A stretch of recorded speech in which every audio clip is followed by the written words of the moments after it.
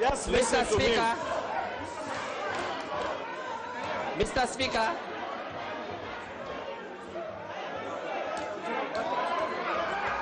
Mr. Speaker.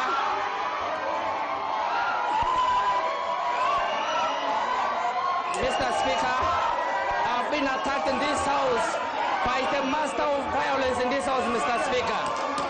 Now I can't see, I can't vote. I have a right to vote in this house, Mr. Speaker. We cannot accept to be injured in a national house like this, Mr. Speaker. This can happen here. This can happen, Mr. Speaker.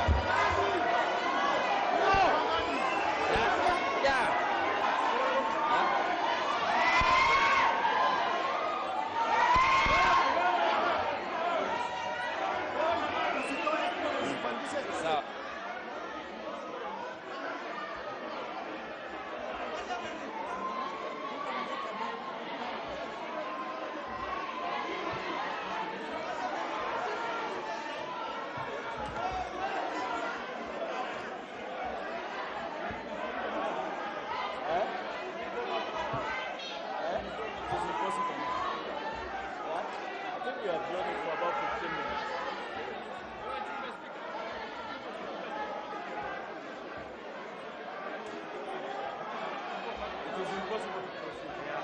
So let the speaker come and adjourn the house.